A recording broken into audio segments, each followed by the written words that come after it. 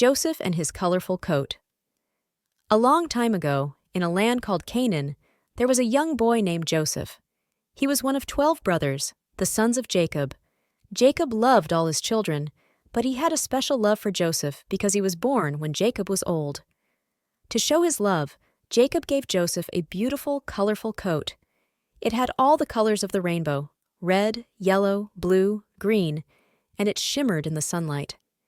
Joseph loved his new coat, but his brothers were jealous.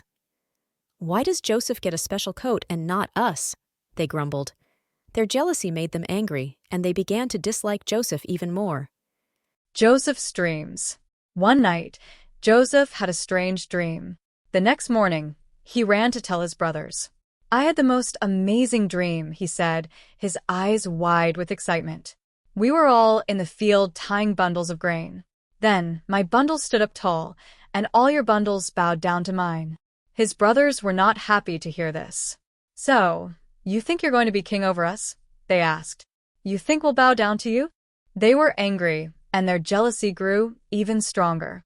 A few nights later, Joseph had another dream. This time, he told both his brothers and his father. "In this dream, the sun, the moon, and 11 stars were all bowing down to me." His father, Jacob, was surprised. "What kind of dream is this? Do you think your mother, your brothers, and I will bow down to you?" Even though Jacob was puzzled, he loved Joseph dearly and kept thinking about the dream. Joseph's brothers' plan. Joseph's brothers became more jealous with every passing day. One day, when they were out tending their father's sheep, Jacob sent Joseph to check on them. As Joseph approached, the brothers saw him coming from far away, and one of them said, "Here comes that dreamer. Let's get rid of him, and then we'll see what happens to his dreams." They wanted to harm him, but Reuben, the eldest brother, said, "Let's not kill him. We can throw him into a dry well instead." When Joseph arrived, his brothers grabbed him, took off his beautiful coat, and threw him into the dry well. Joseph was frightened and didn't understand why his brothers were treating him so badly. Sold as a slave. While they were deciding what to do next, a group of merchants on their way to Egypt passed by. The brothers decided to sell Joseph to them as a slave. They pulled Joseph out of the well and sold him for 20 pieces of silver. Joseph was taken far away to Egypt, leaving behind his family and everything he knew. The brothers dipped Joseph's colorful coat in animal blood and took it back to their father. "Look what we found," they said. "Is this Joseph's coat?" Jacob recognized it immediately. He thought a wild animal had killed Joseph, and he was heartbroken.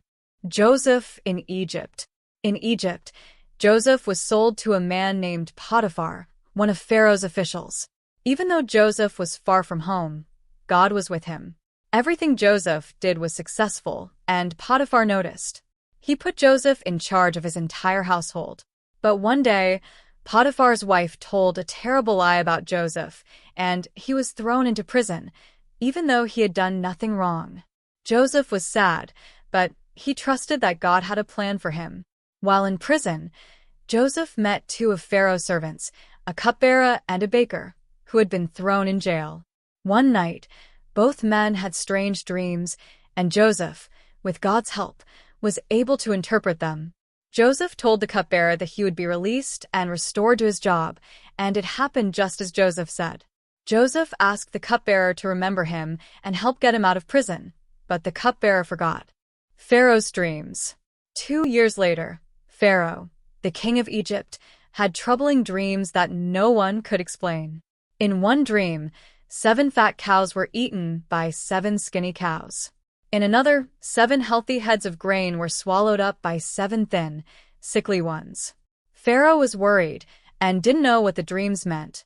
Then, the cupbearer remembered Joseph. "When I was in prison, there was a man who could interpret dreams," he told Pharaoh. "His name is Joseph." Pharaoh sent for Joseph, and Joseph told him, "God is telling you that there will be 7 years of plenty, where the land will produce lots of food, followed by 7 years of famine, where there will be no food. You must store up food during the good years to prepare for the famine." Pharaoh was amazed by Joseph's wisdom. "There is no one as wise as you," Pharaoh said. I will put you in charge of all of Egypt. Joseph became Pharaoh's second in command, and he helped save the people from the famine. Joseph's family reunion. Back in Canaan, Joseph's family was struggling because the famine had reached their land, too. Jacob sent his sons to Egypt to buy food. When they arrived, they bowed before Joseph, not recognizing him, thinking he would punish them for what they had done. But Joseph told them, "Do not be afraid. You meant to harm me, but God meant it for good. He sent me ahead of you to save lives." Joseph forgave his brothers and brought his whole family to live with him in Egypt, where they had plenty of food and were safe, because he now looked like an Egyptian ruler. Joseph remembered his dreams and realized they had come true. His brothers were bowing down to him. Joseph could have been angry, but he wasn't. Instead, he wanted to see if his brothers had changed. After testing their honesty and seeing their repentance, Joseph finally revealed his identity. "I am Joseph, your brother," he cried. His brothers were shocked and scared. The lesson of Joseph's story. Joseph's story teaches us about forgiveness, faith, and trusting God's plan, even when things seem hard. Joseph faced many challenges, but he always trusted that God was with him. In the end, God turned his troubles into blessings, not just for Joseph, but for his entire family. God has a plan for each of us, too. We can trust him, even when things don't make sense, because he is always working for our good.